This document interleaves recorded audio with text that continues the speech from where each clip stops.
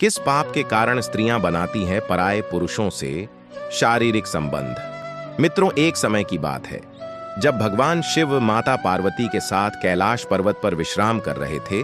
तभी देवर्षि नारद कैलाश में आते हैं और मां पार्वती और शिव जी को प्रणाम करते हुए कहते हैं, हे प्रभु, आपकी सदा ही जय हो, आप ही आदि और अनंत हैं। प्रभु, आज जब मैं पृथ्वी लोक पर भ्रमण कर रहा था तब मैंने देखा कि कई सारी स्त्रियां शिव महापुराण का पाठ कर रही थीं और आप ही की पूजा मन से मग्न होकर कर रही थीं। जो स्त्रियां भी सर्व गुणों से संपन्न पति की चाह रखती हैं, वे सभी आप ही को जल चढ़ाती हैं। सोमवार के दिन उपवास तथा निर्जला व्रत करती है, आपको ही परम परमेश्वर रूप में पूजती है। हे प्रभु, आप जैसे पति पत्नी बनकर 7 जन्मों के फेरे भी लेती हैं। हे प्रभु, एक शाश्वत सत्य यह भी है कि मां पार्वती और भगवान शिव की जोड़ी तीनों लोकों में अनंत काल से प्रख्यात है।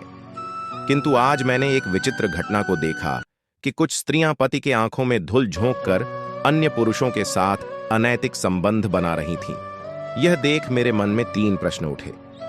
हे प्रभु, मैं इन्हीं प्रश्नों के उत्तर जानने हेतु आपके पास आया हूं। कृपा करें और इस भक्त की आशंकाओं को दूर करें। मित्रों, तब भगवान शिव कहते हैं, हे नारद मुनि, आप अपनी शंकाओं को निसंकोच होकर कह, मैं अवश्य ही आपकी शंकाओं का निवारण करूंगा।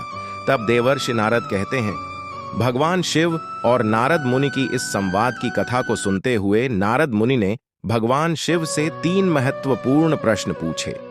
उन्होंने जानना चाहा कि किस श्राप के कारण कुछ स्त्रियां पराये पुरुषों के साथ संबंध बनाती हैं। उन स्त्रियों का क्या होता है जो अपने पति से धोखा करती हैं, और पति के अलावा किसी अन्य पुरुष से संबंध बनाने पर उन्हें कौन सा पाप लगता है। भगवान शिव ने मुस्कुराते हुए कहा, हे नारद, आपने जो प्रश्न पूछे हैं वे अत्यंत गंभीर और स्त्री जाति के कल्याण से जुड़े हैं। मैं इन प्रश्नों का उत्तर एक विशेष कथा के माध्यम से दूंगा, जिससे न केवल आपके संदेह दूर होंगे बल्कि यह कथा सुनने वाले सभी व्यक्तियों की भी मनोकामनाएं पूर्ण होंगी।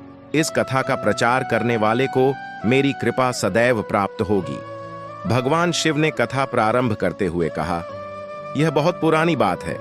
जब ब्रह्मा जी ने सृष्टि निर्माण का कार्य आरंभ किया था, उन्होंने स्त्री की रचना की, जिसमें कई वर्षों का अभ्यास और ध्यान लगा।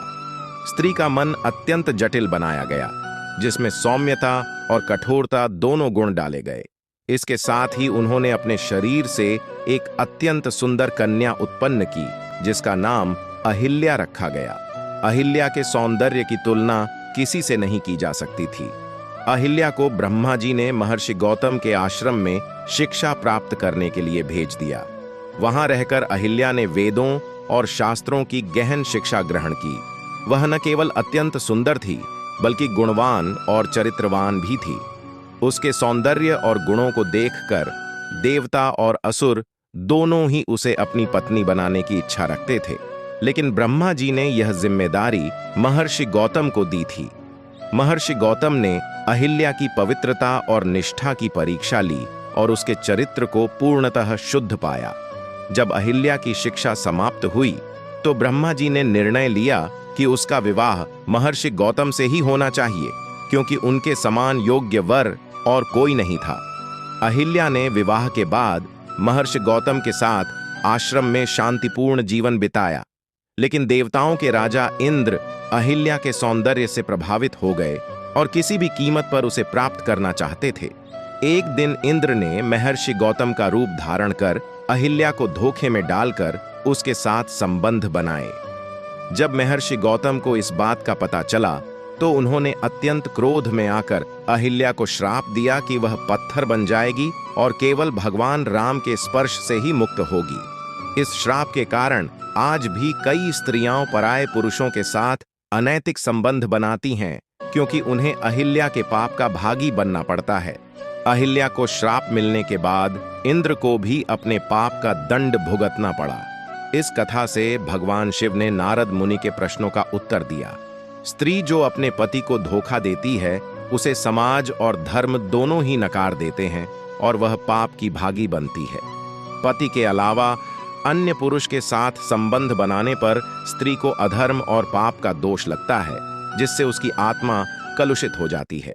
भगवान शिव ने नारद मुनि को यह भी बताया कि यह कथा सुनने और उसका प्रचार करने से व्यक्ति के सभी पाप मिट जाते हैं और उसे मनचाहा जीवन साथी प्राप्त होता है।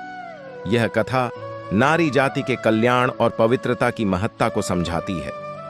भगवान शिव ने नारद मुनि से कहा, हे नारद, कुछ समय बाद देवी अहिल्या गंगा तट पर स्नान करने गईं। उसी समय देवराज इंद्र भी उस वन में विहार करने आए थे। जब इंद्र की नजर अहिल्या पर पड़ी तो वे उनकी अद्वितीय सुंदरता को देखकर इतने मोहित हो गए कि उनके मन में काम वासना जाग उठी। उन्हें जब यह पता चला कि अहिल्या का विवाह महर्षि गौतम से हो चुका है, तब भी वे अपने इंद्रिय की तृष्णा से बंध गए और प्रतिदिन अहिल्या को छिप कर देखने लगे। इंद्र ने महर्षि गौतम और देवी अहिल्या की दिनचर्या को भली भांति जान लिया और चंद्रदेव के साथ मिलकर एक कुटिल योजना बनाई। एक रात इंद्र महर्षि गौतम का रूप धारण कर अहिल्या की कुटिया में पहुंचे, जबकि चंद्रमा ने मुर्गे का रूप धारण कर लिया। जब रात का दूसरा पहर समाप्त हो रहा था, तब चंद्रमा रूपी मुर्गे ने बांग दी, जिससे महर्षि गौतम की नींद खुल गई और वे स्नान के लिए गंगा तट पर निकल पड़े। इधर इंद्र ने महर्षि का वेश धारण कर अहिल्या के पास प्रवेश किया। अहिल्या ने संदेह के साथ पूछा, स्वामी, आप तो स्नान के लिए गए थे, फिर इतनी जल्दी क्यों लौटे? इंद्र महर्षि गौतम के रूप में बोले, हे देवी, मेरे मन में काम वासना जाग उठी है, इसे शांत कीजिए। अहिल्या ने अपने पतिव्रता धर्म के कारण इंद्र के कहे का पालन किया, लेकिन इंद्र की कुटिल चाल का पता चलते ही महर्षि गौतम स्नान से लौटकर इस दुष्कर्म को देखकर क्रोधित हो उठे। उन्होंने अहिल्या को श्राप दिया, हे पापी नारी, तुमने अपना पतिव्रता धर्म तोड़ दिया। अब तुम्हारा शरीर पाषाण में बदल जाएगा और युगों तक इस पाप का दंड भोगोगी। केवल श्री राम के चरण स्पर्श से ही तुम इस श्राप से मुक्त हो पाओगी।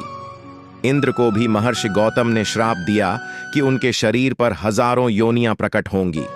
जब इंद्र ने देवताओं से मदद मांगी, तब महर्षि ने उनकी योनियों को आंखों में बदल दिया, किंतु इंद्र को अपने कुकर्म का फल भोगना पड़ा। भगवान शिव ने नारद मुनि को यह कथा सुनाई ताकि वे समझ सकें कि स्त्रियों और पुरुषों के कुकर्मों का फल क्या होता है। उन स्त्रियों को जो अपने पतिव्रता धर्म का पालन नहीं करती, जीवन और मृत्यु के बाद भी कष्ट सहने पड़ते हैं और पुरुषों को भी उनके पापों का दंड मिलता है। भगवान शिव ने अंत में कहा, हे नारद, पति को धोखा देने वाली स्त्री के सारे पुण्य समाप्त हो जाते हैं और पराई स्त्री के साथ पाप करने वाले पुरुष को किन्नर की योनि में जन्म लेना पड़ता है। तो मित्रों, आशा करते हैं कि आपको यह कथा अच्छी लगी होगी। कृपया सच्ची श्रद्धा से हर हर महादेव लिखें और हमारे चैनल को सब्सक्राइब करना न भूलें। धन्यवाद।